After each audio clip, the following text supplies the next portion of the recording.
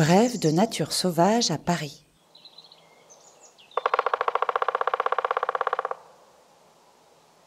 Aujourd'hui, le pic noir.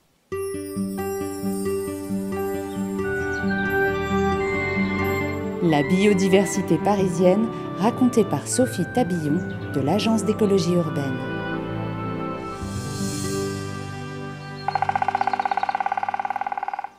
Habillé de noir et coiffé de rouge, cet oiseau est le plus grand des pics européens. Long de 55 cm pour une envergure de 64 à 68 cm, le pic noir traverse la forêt à la puissance de ses larges ailes. On observe entre les arbres son vol irrégulier et légèrement ondulant. La calotte rouge du mâle débute de la nuque jusqu'à la base du bec, celle de la femelle reste sur la nuque. Lié au milieu forestier, l'oiseau s'est installé dans les bois parisiens. Sa morphologie est adaptée à la vie arboricole.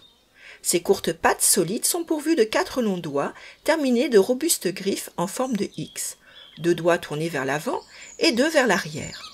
Il se déplace par petits sauts à la verticale des troncs. Agrippé par ses griffes, il prend appui sur les plumes de sa queue qu'on appelle les rectrices. Constamment en mouvement, il passe sans relâche d'un arbre à l'autre en criant. Sur les arbres vieux comme sur les arbres dépérissants, le pic noir martèle des troncs de son long bec fort et pointu. Des larves d'insectes sont cachées dans des galeries à l'intérieur du bois. Il creuse donc des trous afin de les atteindre de sa longue langue effilée et visqueuse. Sous l'écorce des arbres, il débusque chenilles de papillons, asticots de mouches et araignées. Il peut aussi consommer de la sève ou picorer des fourmis au pied des souches. Le pic noir est sédentaire et solitaire. Pour délimiter son territoire et communiquer avec les femelles, il émet dès janvier des tambourinements très sonores audibles à près d'1 kilomètre, 35 à 45 coups de bec de courte durée, entre 1 et 3 secondes. Lorsque la communication avec la femelle est établie, une parade amoureuse commence. Plumes rouges dressées sur la tête, queue déployée, le couple balance la tête décrivant des cercles, le bec à l'unisson. Le mâle conduit ensuite la femelle jusqu'au site qu'il a choisi pour nicher. Un arbre sain, avec une cavité ovale à une hauteur pouvant varier de 4 à 15 mètres du sol. Les essences d'arbres sont variables. Pin, sapin, peuplier, hêtre, platane ou chêne. Le tronc sélectionné ne porte aucune branche sur les 5 à 20 premiers mètres. Une garantie contre l'intrusion éventuelle de prédateurs, notamment d'écureuils ou de martres. Le forage peut commencer. Il leur faudra entre 10 et 25 jours pour achever le nid.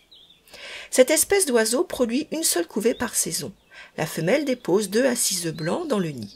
12 à 14 jours plus tard, éclosent les petits. Ils sont nourris d'insectes par les 2 parents, par régurgitation.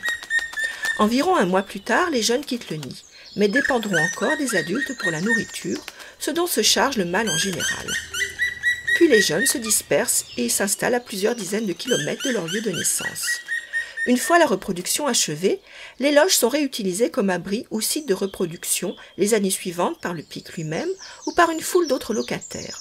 Des oiseaux, chouettes hulottes, mésanges, citelles torche-peau, pigeons colombins et tourneaux sansonnets, mais aussi des mammifères, fouines, écureuils roux ou une chauve-souris, la noctule commune, ou encore des insectes, frelons, guêpes, abeilles sauvages. La présence du pic noir dans les bois parisiens facilite ainsi le logement d'autres espèces qu'avicoles, c'est pourquoi il appartient aux espèces dites ingénieurs. Sur le territoire parisien, 6 espèces de pics, le pic vert, le pic épêche, le pic épêchette, le pic mare et le torcol fourmilier, ont été observés dans les bois de Boulogne et de Vincennes, quelques cimetières intra- et extramuros, certains grands parcs et grandes avenues arborées. Le pic noir, comme l'ensemble des pics, est une espèce protégée en France. Il est notamment interdit de détruire, manipuler, capturer les œufs, jeunes et adultes, ainsi que de dégrader leur milieu de vie. La principale menace qui pèse sur lui est la disparition de son habitat, la diminution des grands massifs forestiers et la coupe des vieux arbres. À Paris, la gestion écologique des bois certifiés par la norme ISO 14001, avec notamment la préservation des vieux arbres et le maintien d'arbres morts sur pied, contribue à la présence du pic noir dans les 2 bois parisiens. Soyez attentifs, tendez l'oreille, le martèlement sonore du plus grand des pics européens résonne dans les bois de la capitale. Tous les 15 jours, Brève de nature sauvage à Paris vous raconte la faune et la flore parisienne au creux de l'oreille. Abonnez-vous! sur votre plateforme d'écoute préférée.